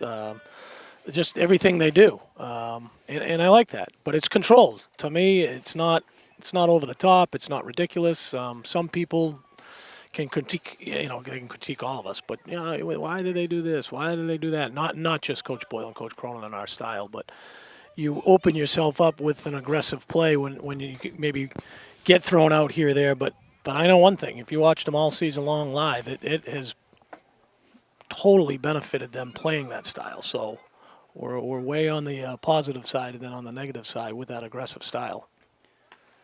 So Green is going to take another pitch. It's going to run the count to 2-1. Green, of course, with a bases clearing double in the second inning. That made the score 3-1. So looking to come up big again in that spot with one out here. And he's going to sit back and let that one, the outside corner. He's struggling to find, I think it's Jack. Aquinas, I believe. Yeah, Jack Galinas is struggling to find the zone. The kids are being smart, staying off it. And he's going to take one. Green up the middle, looking to beat one out as they're trying to turn two. Unable to do so. It's going to bring a run in. They're going to get Costa at second. Good play by the shortstop. Good little flip. I don't think he was going to get him no matter what. And then a good little play by the first baseman, coming off the bag and keeping that ball in play. So I'm not sure I would have thrown the ball. I think I might have been yelling, eat it. Tough to turn two at a high school level. Tough to turn two with how slow that was hit up the middle. So with 2 outs, Brickley, the batter, homering in his last at bat. And he's actually 3 for 3 on the day with 2 singles and a home run. And really was grooving last inning on the mound as well. So Green's going to take off and easily take second standing up. Of course, I was busy with coaching my own middle school season. Well, I was going to mention over that at when you Thornton. said that. I wanted the viewers to know that when you said this is the first time, you're coaching our youth level, our feeder system, and coaching the baseball team. So we very much appreciate that. We know, you and I and everybody else know how important it is to try to develop those skills at a younger level. And so you coaching the T-Town Tigers is much appreciated. 19 players on my team this season. It's almost what we used to have with Coach George in Campton. I distinctly remember a gentleman called the Professor who used to be jammed into that dugout. They had about 32 packed in like sardines for Coach George's Campton Foxes. I've got it down to a science. Every kid either had an at-bat or played in the inning. We went undefeated 9-0 this season, and you can't believe how long it took me to figure that all out. Oh, it takes a while. Sure does. Brickley's going to go down swinging and end the inning. The Bobcats put one more on the board. They lead it 11-2. Come back and bring you the 5th inning. Welcome back to the top of the 5th inning, where the catcher, Adam Stewart, will come up to hit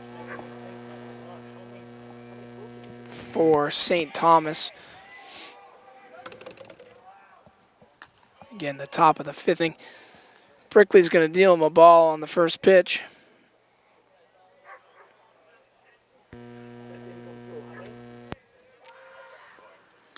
And the second pitch of the at-bat is going to miss high, taking the count to 2-0.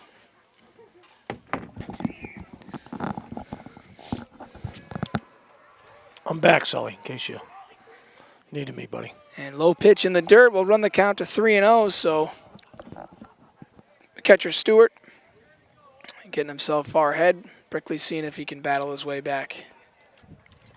Again, the Bobcats lead 11-2.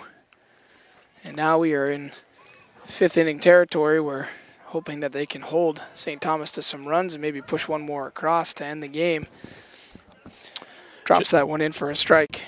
Just got word, Sully. I don't know if you had mentioned it coming in, but I just got a text that Kennett won 4-3 up north. So they will be. It'll be the winner of this game, as you've been saying all along, will be Kennett for sure. And if it were to be us, which again, not trying to jinx us, if it were to be us, we would be hosting on Saturday at 4 p.m. right here. And that was some grit right there in that. That sure was. Took it all the way back and strike him out. And Stewart, the batter, pretty upset at himself after the fact, but went out in the inning, 9 spot. Will McGregor comes up, singled in his last at bat to left field. Brickley's going to drop the first pitch in there for a strike.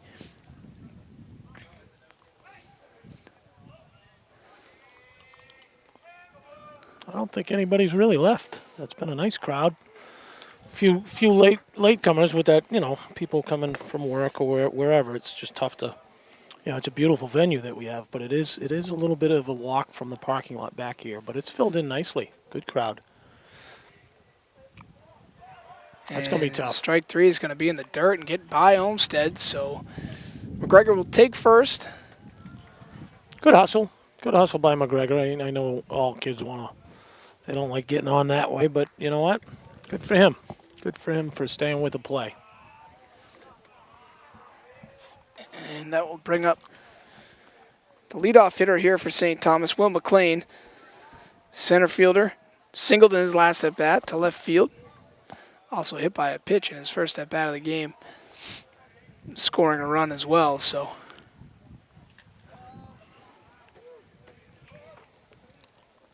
He's going to take that pitch.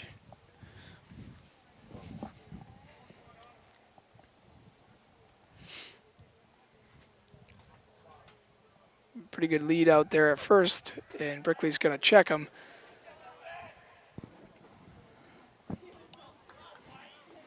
So I don't know. Again, I had to step away for a second when I said at the beginning I'm back, but not that you couldn't handle this without me, Sully. No, you are the expert on these. I know you said not so much baseball, but do a nice job in football. But I don't know if you had mentioned that Tony did move over to third. Did you have mentioned that at the beginning of the inning, Tony Velez? I actually have not. I haven't brought that one up yet, so. Wanted to make mention. I see Tony over there. I think Quayle came out, so you got Hogan back at first and Tony Velez in at third. Is the only switch. Brickley's trying to drop a curveball in there. Looks like it's going to miss high.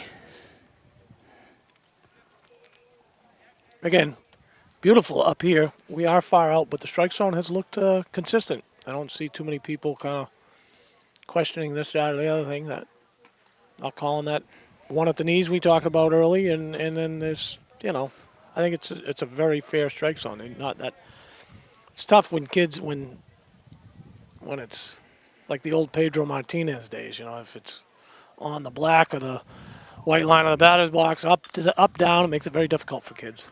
McLean is going to foul it out to the third baseman, and Velez coming in last inning is going to get a hold of that one.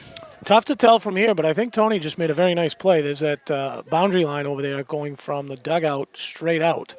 And so you could kind of see him tiptoe that line and to stay in play to make that catch.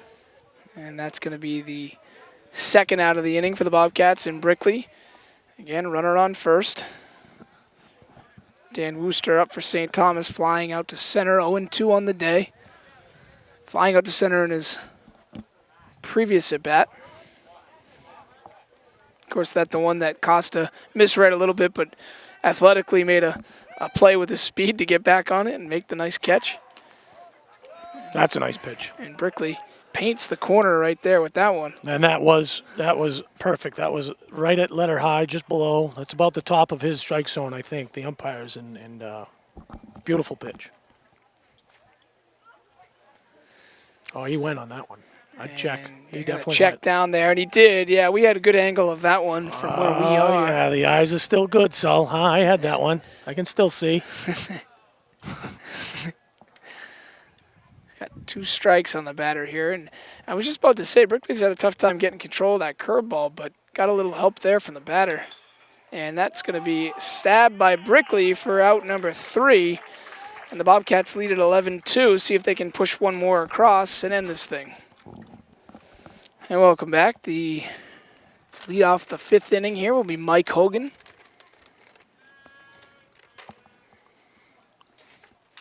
And he's going to turn on one to left field, and it's going to be pulled foul.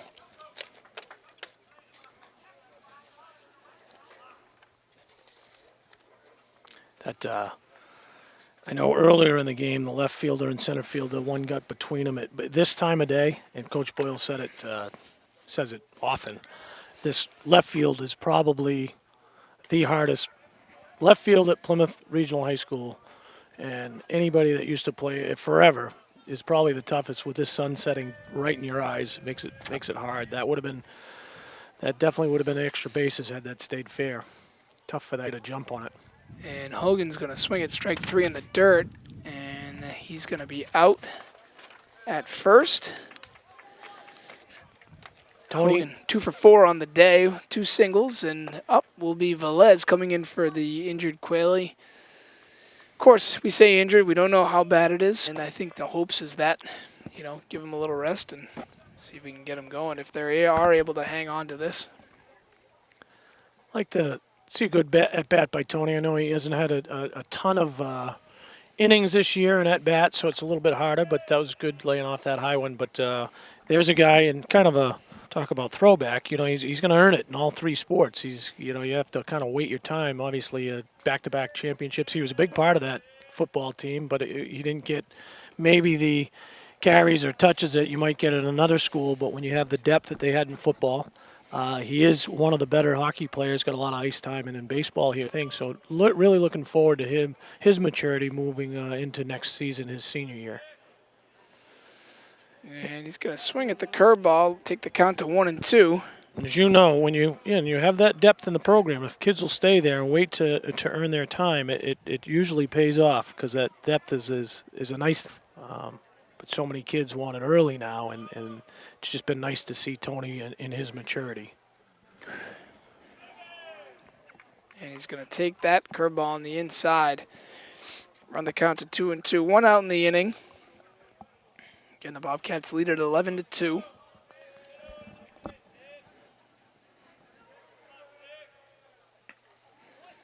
And Velez is going to go down swinging.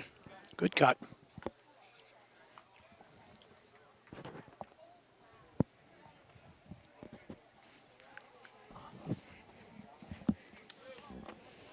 So the senior captain, Dan Carey, will come up. Left fielder, 0-2 on the day. That's what he likes to try to do, is go at that first one. Got the fastball he was looking for, too. Just kid threw a nice pitch right by him. Probably see something off speed here. And it's going to be in the dirt. I'm pretty impressed with this catcher for St. Thomas as well. He's done a nice job back there, keeping a lot of balls in the dirt in front of him. I am as well. There's some good young catchers out there. There's a gentleman, kid from Bow, I think, made All-State this year too. That was a nice player. Guess what? I'll take our senior leader in Ben Olmsted. And again, I know people don't always get the recognition, and everybody would love to see everybody recognized. But Ben has been the only 4-year letter winner on this baseball team. Mike and Danny here and all the seniors, Colby. But Ben's the only one that lettered in his freshman year, and he's been the steady for us behind that plate for 4 years. So he, even though maybe didn't make that All-State, is a huge part of what's been happening here in Coach Underwood's last year, in freshman year, and then the 3 years with Coach Boyle. Yeah, that, you kind of have, when you have that 4-year catcher, you have a coach on the field. It's an extension. He's seen a lot and been around a lot. He buckled him. Ooh. And that one's going to miss on the inside. It looked close. A lot of the St. Thomas players started heading towards the dugout. My headset was coming off. Well, his father would have rung him up in the lawn out in the field in the yard. But absolutely. Then I wouldn't have seen him for like a day and a half. And that one's going to hit him. So Dan, I'm not gonna say he likes getting hit, but we have a bunch of kids on this team that aren't afraid to take one, and we seem to. He gets hit quite a bit, and that one I think got him on a. And right in the funny bone almost. I'm sure it looks like he's shaking that elbow. Yeah, funny bone. I think that's all he's got all over him. Doesn't got any meat anywhere. So here comes Ben right now. Catcher Ben that we were just talking about. Yeah, the hit last time. Beautiful hit. And again, you got speed on first with Carey. I don't know what we're doing bunting. It's 2 outs, isn't there? And he's going to fake the bunt, and Carey is going to be up. Ooh. And, geez, it was a close play at second. I don't know if he was expecting the throw. Well, he should have slid and almost and overslid. Danny shupped off. Some umpires might have just said, you know what, boom, you're out. You should half step up. Now, let's see if Ben can put one up the middle here. And Dan, ooh. And, again, catcher getting down there quick to it. And again, I not to keep reiterating, but the All-State suck. Our senior catcher, no disrespect to this. He is a nice catcher, and so is the Bow kid, but I'll take Ben any day of the week. The 1-1 pitch is going to be dropped in there for strike 2. And like we said, a single up the middle likely ends this thing with 2 outs.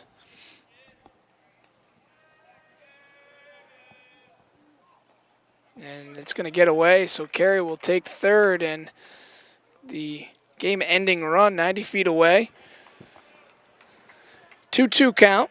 It's tough for St. Thomas at this point. I often used to say when I coached, and coached a lot of different ones, but the main two were probably tennis and basketball. But basketball, as you know, we did it together. But late in the season, playoff time, when you get a team down, it's tough to battle back. Although they just got out of that inning, but it's long seasons, long year and spring sports are sometimes even tougher. But they stayed alive and given themselves a chance here going into the sixth. So Olmsted takes strike 3, goes down swinging, and when we come back, we will bring you the 6th inning. And a pitching change here for the Bobcats. Tony Velez, who was playing third and had come in earlier when Quilly went down, is going to come in to do the pitching duties. Coach Gary, you and I thinking likely having something to do with the pitch count and the pitching rules the NHIAA put into play. Correct. If a pitcher throws 76 pitches or more in a day, they need 3 calendar days before they can throw again. So I'm quite certain that Coach Cronin, who handles the pitchers, and Coach Boyle were keeping an eye on that, and I don't think either one of our pitchers threw over 76. If they throw over 51 to 75, they need 2 calendar days. And then if they just throw between 26 and 50, it'll be interesting to see what Owen was at. They would need 1 calendar day. So my guess, as the fly ball is handled by Carey, my guess is that he was under that 50 mark so that they could have him with the 1-day rest. I'm hoping tomorrow, and then right. have him available for Saturday if they would need him, if they were able to hang on and win.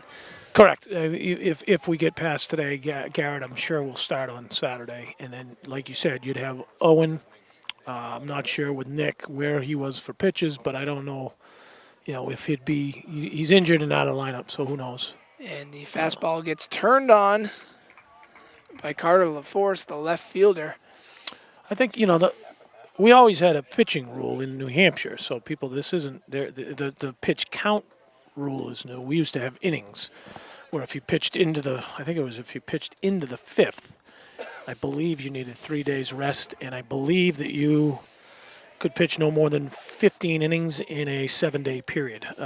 So I don't think I always thought that was reasonable too. I think, and you still had to figure it as a coaching staff what you were going to do. But I think the pitch count, coaches, ADs, people were really concerned on how it's going to do and how it's going to be tracked and if people are going to be playing games with it.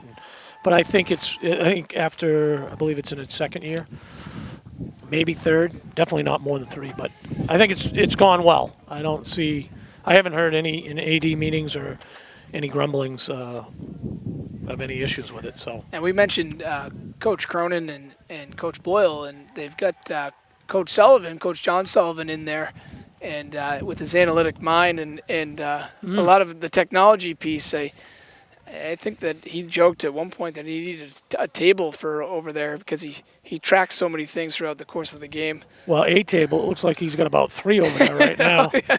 He's parked in the middle of it. He's got about 4 different types of sunflower seeds, thankfully, because I go over there and mooch off them. And the fly ball to center is going to be handled by Costa for the 2nd out of the inning. This outfield has done well this year. Ryan Finkel's played a nice right field, been consistent all year for us. Devlin's got the speed in center and has been really solid. And Danny's got that, he's over in left, and he does have that sun battling, although not right now. But the outfield's been good. It's been solid. This team's, spring sports are so tough with to get any type of rhythm with the weather and. Costa.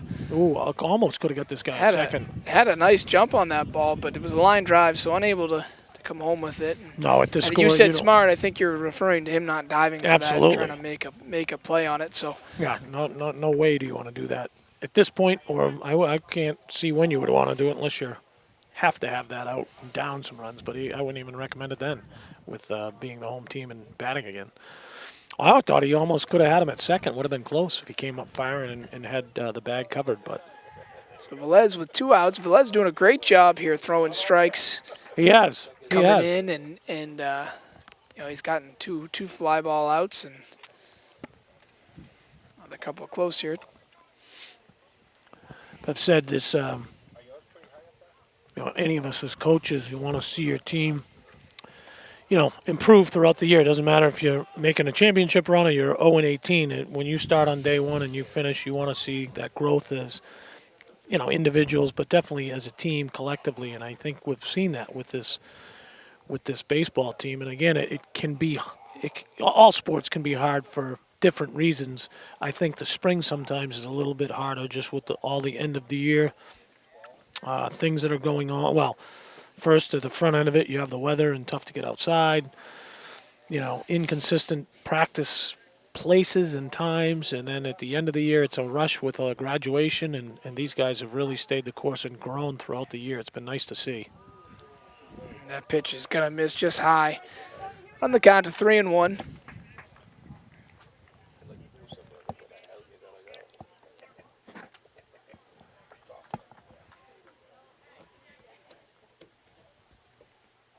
And the 3-1 pitch is fouled back.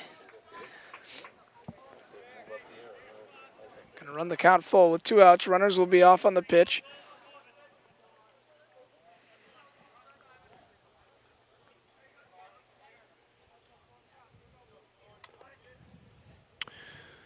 We'll have, speaking of end of the year and stuff, they're going on the 3-2 count. We have our graduations this Saturday at the Allwell, which is second time having it there. I like it. I know some people, anytime you have change, it's different. It's obviously, hey, there we go. There's a line change is different. So, but people struggle a little bit just because they like the old Foley Gymnasium sitting up. But boy, you had some hot days in this Allwell. Not that it's air conditioned, but it's much more comfortable temperature wise. You get to spread out a little bit. Nice, Tony. So Velez is going to strike him out, looking on the outside corner. 3 outs in the inning. See if the Bobcats can push one across this inning and close this thing out with the 11-2 lead. And coming out here, the batter will be Garrett Demas. Demas has a single on the day, also hit by a pitch. And he ripped one to center as well. So he's being real aggressive on the first pitch here. It's going to be a fly ball to the right fielder, handled easily.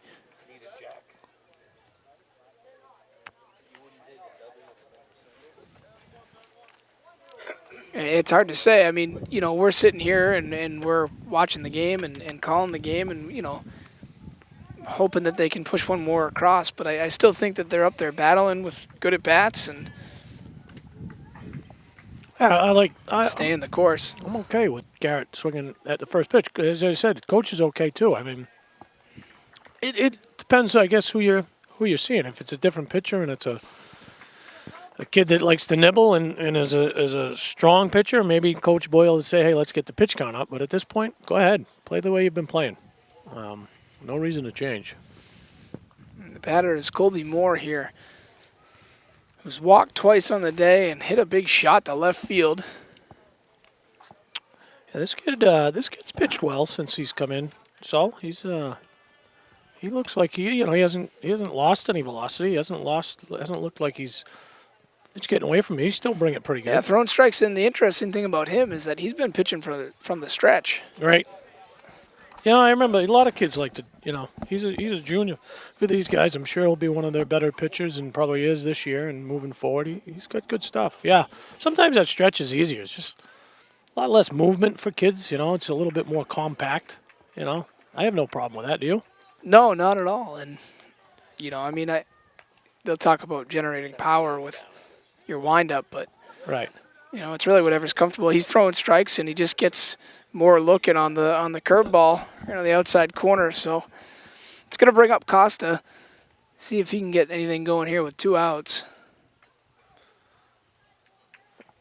I'm trying to think. Did we have? I'm trying to know what game it was where we had. If it was a major league game I was watching a couple weeks ago where there was a back-to-back. One was an inside the park, and then one was your traditional home run. We talk about a home run ending the game. Love to see Devlin put one down the right field line and go right around with 4 bases. He's capable of that for certain. Not that he's not capable of hitting it out either, but I remember, being a pitcher in this spot and, 11-2, and you're kind of antsy because you just want to get out there. You're almost kind of hoping that, your buddy will make the out so you can just get out there as the pitcher and go 1, 2, 3 and end this thing. yeah. And again, I'm sure Tony pitched a good inning. It was a nice inning, and I'm sure none of us would mind. He wouldn't mind the work, and Coach Cronin and Coach Boyle like to see him. Always be nice to end the game, but a little extra work, watch him pitch. That experience is important. So Costa's going to get on here with the base hit to left field, and great day for him at the plate.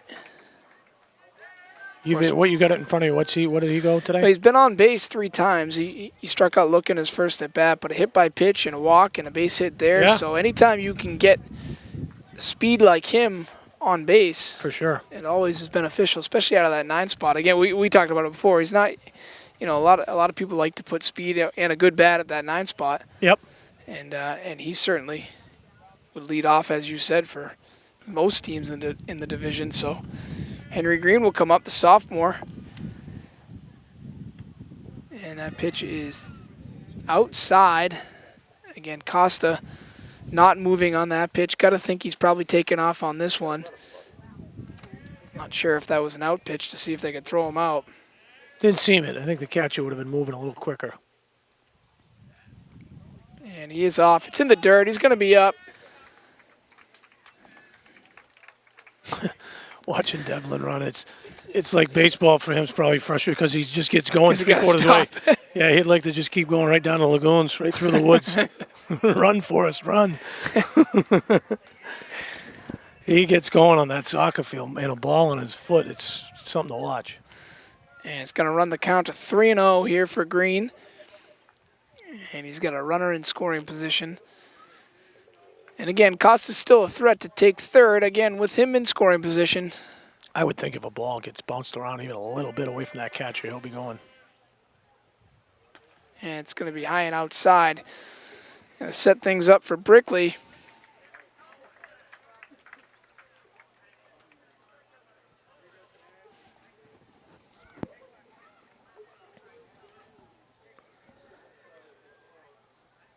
To come in with 2 outs here, runners on first and second. It's Brickley and Green. Brickley having a nice day, 3 for 4 with a home run and 2 singles. That's impressive for sure.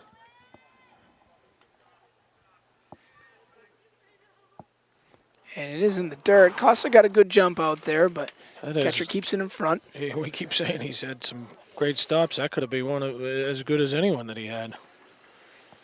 Of course, Bobcats hoping to move that runner up to third if they're able to. Yeah, but Owen with today's at bats, he's hovering right around that 300 mark. In fact, out of the starting lineup, there's 7 of the 9 batters are right around that 300 or over mark. That's impressive. That's like we said many times today. That's some depth. So the pitch is in the dirt, and again, kept in front. Another nice play by the catcher. He is quick. He's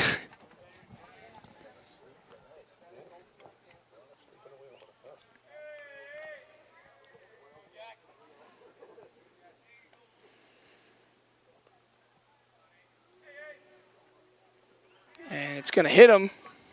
I believe that's the 3rd hit by pitch of the day. Again, I wish I could make a reference of one, but it might have been the St. Thomas. Oh, no, it wouldn't have been St. Thomas. There was a game this year. We must have taken probably hit by pitch. Probably 6 to 8 kids were hit by pitches. Today, what is this? This 3 or 4? I believe it's, I can let you know in 1 sec here. Yeah, call up the stat guy. Tell him to pull it 2. up on computer. You need you to take your shoe off to count, or are you good? That's 4. 4 of them. Was able to count that on 1 hand. So again, I don't think coach is teaching it by any stretch. I don't think we're diving And in. that's going to be the That's game gonna be right game. there. Costa trots in. And the Bobcats are going to move on to the quarterfinals of the Division II state tournament as they come out and take care of business at home. They beat St. Thomas 12-2. Home run by Moore, home run by Brickley. Yeah. And really got things going early there. The bases clearing double by Henry Green got things started, and it really never looked back from there. And again, we said it early. They kind of self-inflicted. Plymouth did in the first inning there, and it's just always nice to see kids respond in the right way. And Plymouth surely did that today. Again, showing their maturity and the leadership that they have, but also some of these young kids, in Henry with that key hit, as you said. So, great game. Very similar to what we saw all season from this team, and they don't really get rattled by too much. And I think that's a little bit comes down from the coaching staff. You know Coach and Ben, Coach Boyle and Coach Cronin well, and you've spent a lot of time with them, and they're composed and they stay the course. And that was definitely the case today for this for Plymouth. And so at home, the Bobcats take care of business. They will take on Kennett, a team that they split with during the regular season, one of their 3 losses on the year. So setting things up to be a nice quarterfinal matchup on Saturday at 4 o'clock. Correct. After graduation. Typically a great day for a home playoff game here in Plymouth. It is a great day. A lot of these kids, we have a number of seniors, and Coach, again, has kept them focused and said, we got a good thing going here, and these guys have been smart and coming to practice and working hard every day. And so they get to go have a very, very meaningful graduation at 9 a.m. Saturday morning, get to spend a little time with the families, and then they get that excitement of putting a uniform on and especially it being a home game and having some of those people that maybe came up to visit for a graduation party kind of top it off with either staying up for the whole game or coming and catching a little bit of the baseball game. And it's a great way for all the kids to celebrate, but especially the seniors on like I say, a very special day. And that will do it for Plymouth. They take care of business 12-2. And for Jim Carey and Mike Sullivan, we are signing off.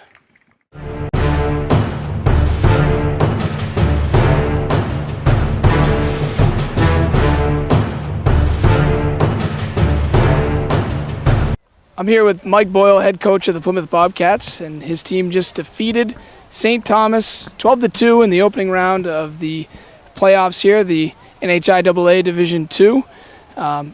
Great job by your team today. You guys, you surrendered the first run of the game, and I'm sure that created a little bit of anxiety for you. Talk about how your team responded after the start. Luckily the guys handled it a little bit better than I do. We weathered the storm. Things didn't go exactly our way in the top of the first there, but we came right back and we settled in, and offensively just did a great job. Timely hits and some young guys, Henry Green stepping up, base clearing double, and that's what we got to do. We got to continue to hit and to have success. Yeah, and you talk about that base clearing double. That really got things started for you guys. Coach Carey and I were really raving about how aggressive you guys were at the plate today, and really jumping on first pitch fastballs and kind of that being the norm today.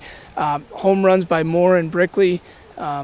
Just really opened things up and got things moving for you guys. Yeah, I think when these guys are aggressive, that's when we're at our best. We can get ahead in counts, and we kind of dictate how the pitches are going to come. Two great long balls by Colby and Brickley, helping his own cause on the mound. Good effort by him coming in for Nick with the spot start with some sickness going around this week. So just an all-around great job of these guys of stepping up when they needed to. And if you could just talk a little bit about when Brickley came out, Velez coming in, we thought maybe it had to do with pitch count just to get him that 1 day's rest and then have him available for Saturday's game. Did that have anything having to do with it, or was it just to get Velez some innings, get you guys prepared and ready to go? I mean, a little bit of both. We were in a fortunate spot where, I thought, we had confidence in Tony coming in, and Owen was just under the threshold. So, saw the opportunity to get Tony in a game and get some playoff experience, game experience, which we're going to need him down the stretch here. So, he did a great job coming in and shutting the door, and we got Owen available for Saturday with Demas. The Bobcats take care of business. They win it 12-2 here in the opening round. They will take on Kennett in the quarterfinals on what's become kind of the norm here in Plymouth, the graduation quarterfinal baseball game. So good luck. We'd like to keep it that way. Thanks.